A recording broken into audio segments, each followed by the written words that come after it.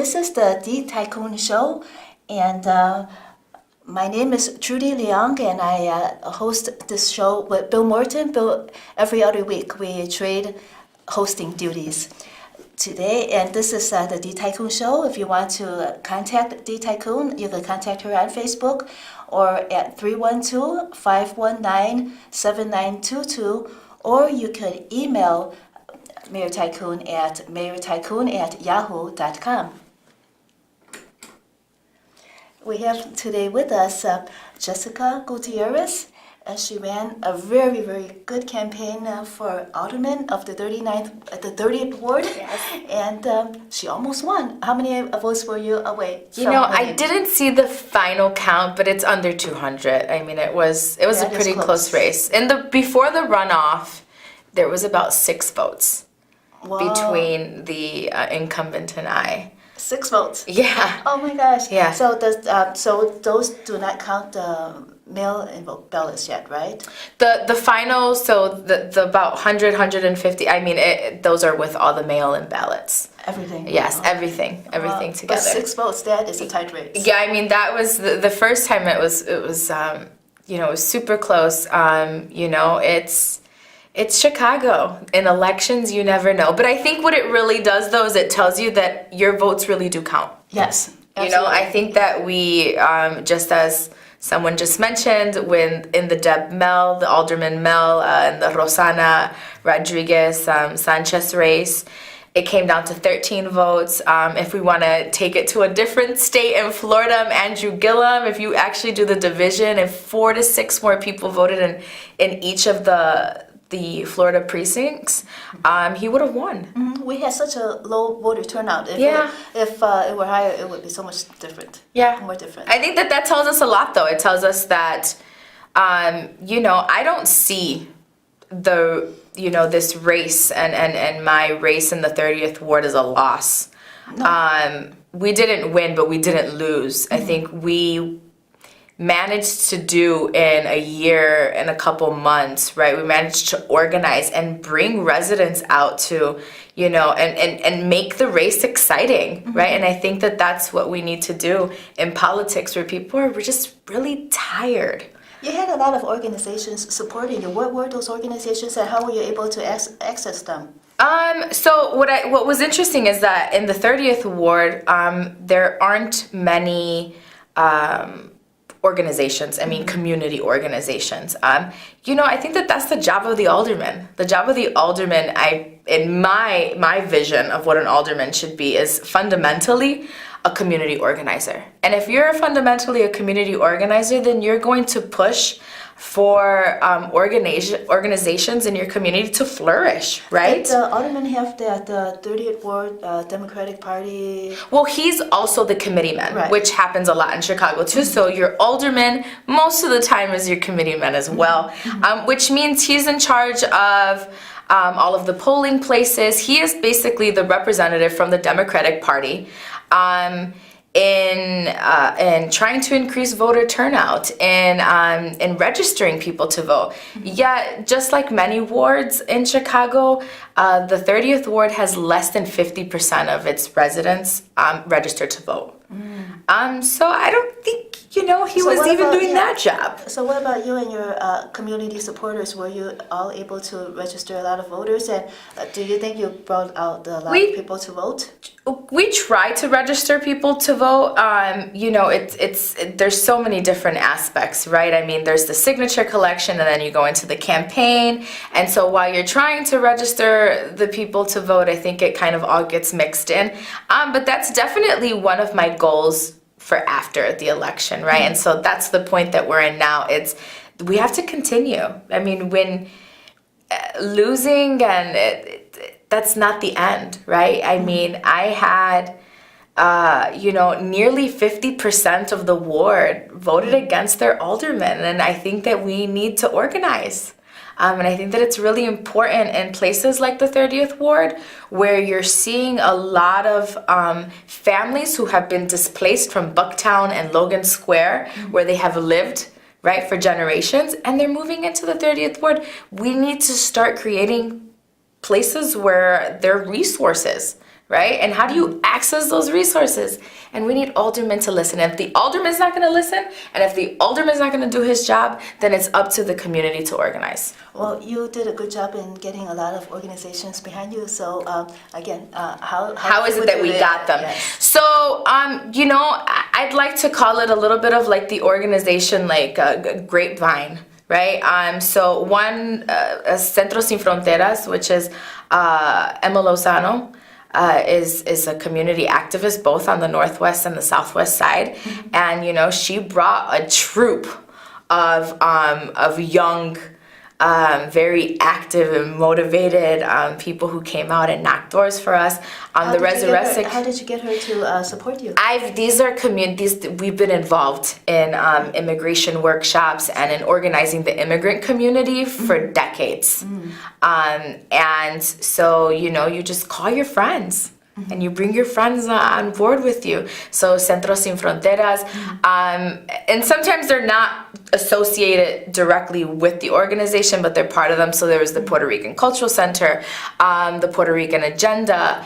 What does the Puerto Rican Agenda do? The Puerto Rican Agenda is, they came together after Hurricane Maria to raise money and to raise awareness around that cause and what was going on in Puerto Rico.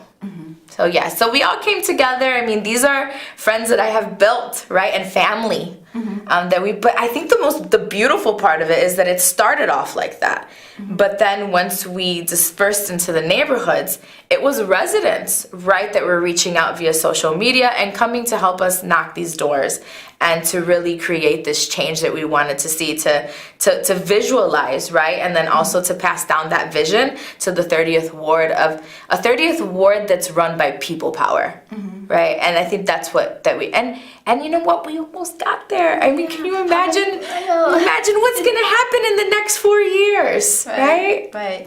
What about your petition signatures? How many did you get in? Were you challenged at all? We were not challenged.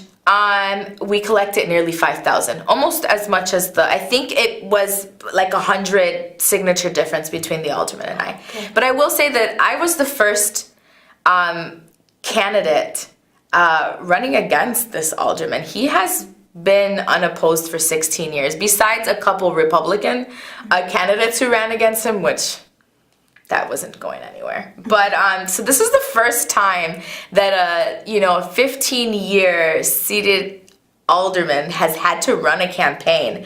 And I mean, I think that it's victorious enough right now to say that we pushed him into a runoff, and that we got that close. And I mean, let's look at the beautiful part of it.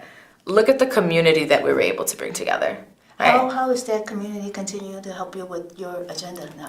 Well, I've taken, a couple of weeks to get all of my ducks in a row. But I'm going to continue. I think the 30th Ward deserves, a voice of residents that are going to come together and that are going to keep the aldermen accountable. And and demand that accountability and demand that transparency.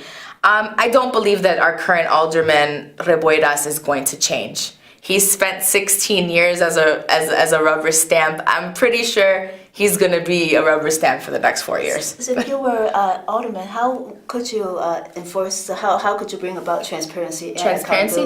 I think that it really starts with giving the opportunity for the community to engage. I think things like participatory budgets, right, where you can bring in as young as a 12 or 14-year-old to come and vote, right, on the projects that are going on, explaining to the community, really kind of re-educating. And one of the things that our new assessor, Fitzkegi, is doing is he's doing a listening tour, educating the elected officials on what exactly the assessor's office, what do they do, right? And I think that that's what we need to do in our communities, to bring it back to the basics. What exactly is affordable housing?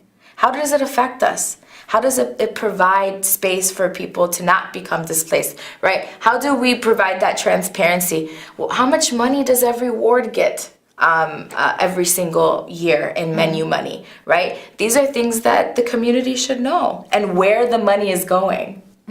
Yeah, because you did mention in some of your interviews about the Housing for All initiative and the Development for All ordinance. How does that help resolve the lack of affordable housing? I think that it begins to talk. Well, first of all, is that they can become ordinances, right? At first, explain a little bit to our viewers about what those. So just making housing in Chicago, beginning that conversation on making housing in Chicago affordable, lifting bans on rent control, right? Every year, right? It gets more and more expensive. I live in Avondale. It's right outside of Logan Square.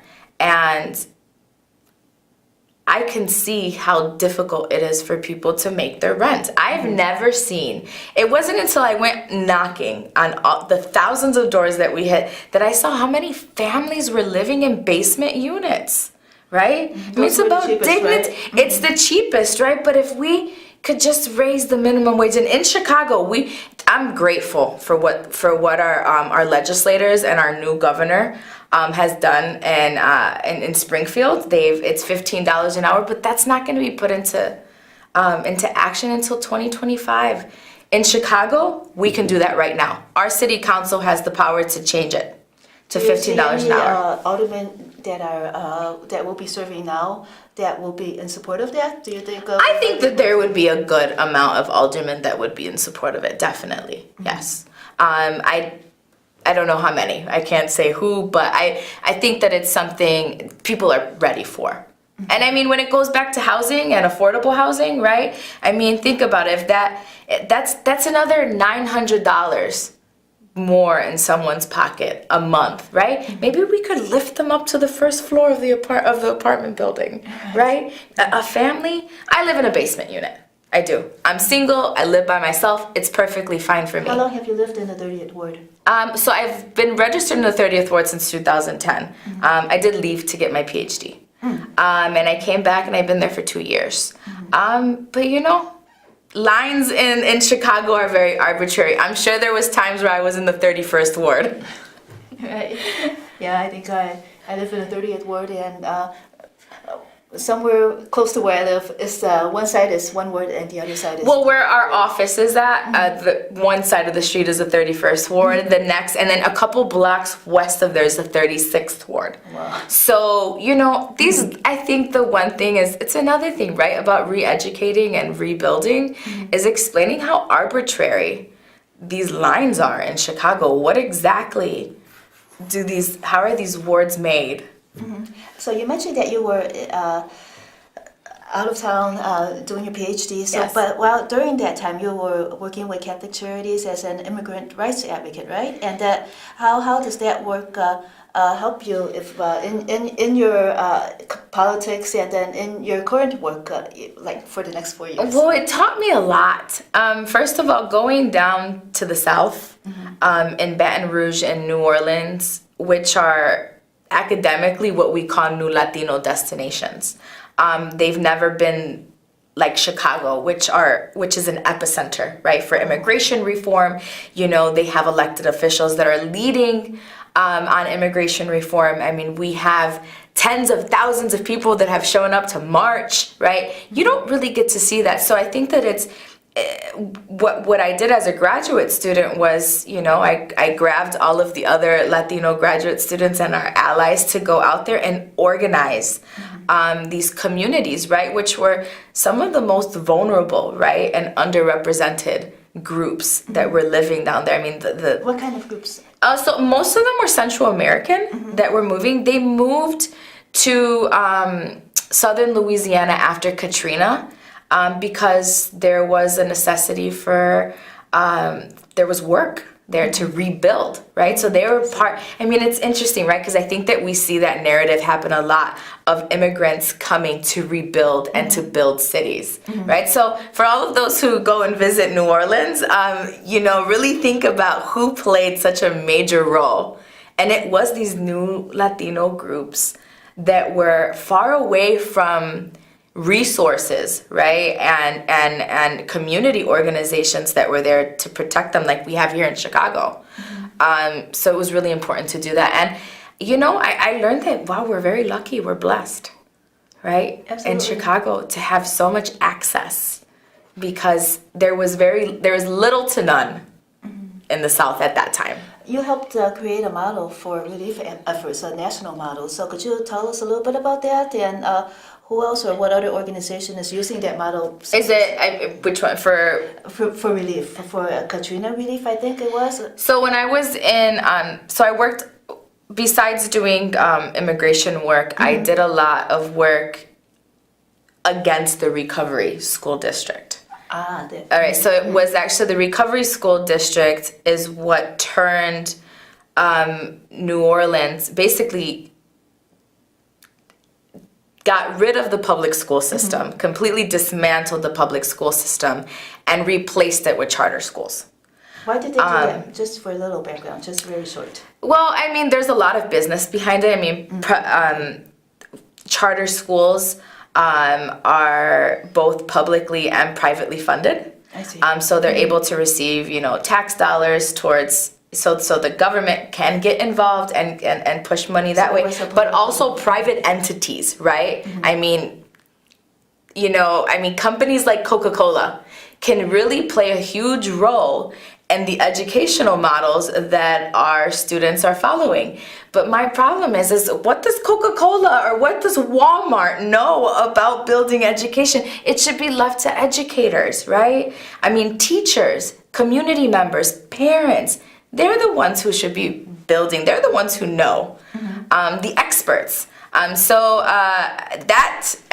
definitely brought a lot of that with me back to Chicago. The Chicago Teachers Union, they have been awesome, and I think about 30% of charter schools in Chicago are now unionized, right? So when you were during that project for the against the Recovery School District, you wanted to push for transparency. So you're definitely. So you're trying to move that work, apply that work to the charter schools in Chicago. Of course, yes, and demand that transparency. There is no accountability with charter schools. They do not have to abide by the same rules or regulations that the Chicago Board of Education places on the Chicago public school system. Are there any ordinances in the pipeline for more transparency? There's a moratorium that some aldermen have signed, but these same aldermen, such as the alderman I ran against, Ariel Reboiras, he signed the moratorium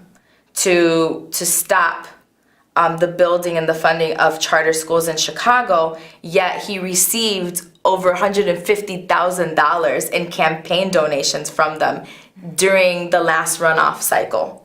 So, I mean, the hypocrisy in it is, right? I mean, if you are taking money from the charter school system, nationally or even locally, whatever level it is, you are trying to rid Chicago of our public school system. You're trying to destroy our public school system, and that's a problem. Do you know of any aldermen that are working toward a transparency ordinance for charter schools? I'm sure ton of, you know what, we're really lucky that we have now Maria Haddon, right? Who's going to be one of our new alderwomen. We have Rosanna, who's going to be another one of our aldermen. We have Alderman Rosa, who's still there, right? We have awesome names, awesome people who have won and who I know are going to fight for this type of transparency. Are you lobbying lobbying on behalf of transparency with these aldermen? You know what? I think what's great is that we're friends, and what I love about the friendship that I've built with a lot of these now soon to be sitting aldermen, right, is that it's not like old Chicago. It's not transactional, right? We're friends because we have and we believe in a common ideology. We believe in a common greatness that we want to see in our city. And I'll definitely be out there with them, supporting them on any of their endeavors that and to push forward for a greater Chicago. If we had more transparency and accountability, do you think we would have less waste, which would preclude us from having to enact any taxes such as the legalized marijuana tax, the LaSalle Street tax, and a real estate transfer tax? I'm a firm believer that Chicago does not have a financial, this is not about a financial issue. We have an allocation problem here. Okay. We look at Lincoln Yards. Nearly $1 billion in tax-paying money is going to be put in an area in Chicago that will develop on its own. Bucktown developed on its own. Wicker Park developed on its own. Lincoln Park developed on its own. What makes me believe that this little piece in the center of all of these very well-to-do neighborhoods now, right, where my grandparents landed in the 40s, right? What makes me believe that it's not going to develop on its own? It does not require $1 billion in tax-paying dollars. That can be allocated elsewhere, and we could get rid of some of this waste. I do believe that. Mm-hmm. So that is allocating TIF funds to TIF funds, right? That's how could aldermen that do not support it? How could they work against that? Is there anything that they could do? If I think pushing to reform, for TIF reform, so that I know that there's the Back to Basics ordinance, and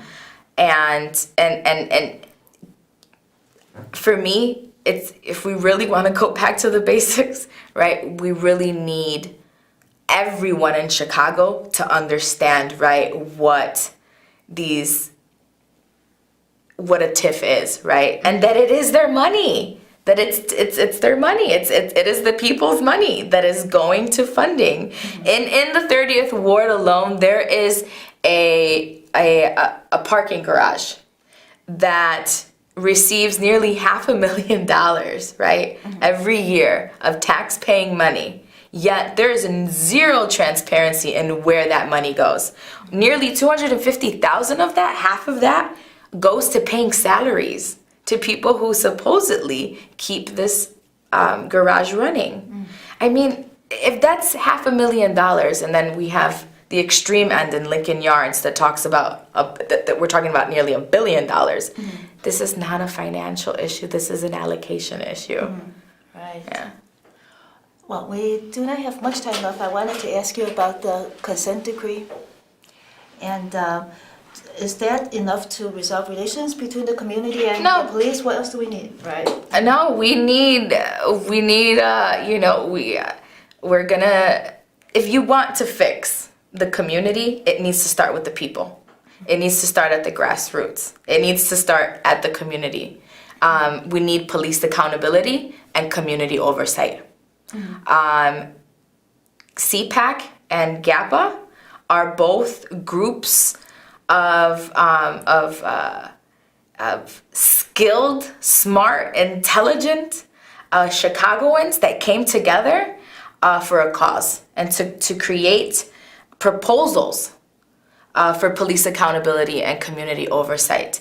Some of these groups, they've taken either 2 to 5 years putting together an outline of exactly, they've worked with the aldermen, they have tried to speak with the mayor, and they for years have gotten shut down. How much have they gone into the community to get community support? Because what they need is for the entire community to be behind them in order to get the alderman and get the mayor to act. Yeah, I think that it is about, and they are organizers, right? And I think that that's exactly what they're doing, is trying to rev that engine in the community to get, the community at large more interested in what's going on.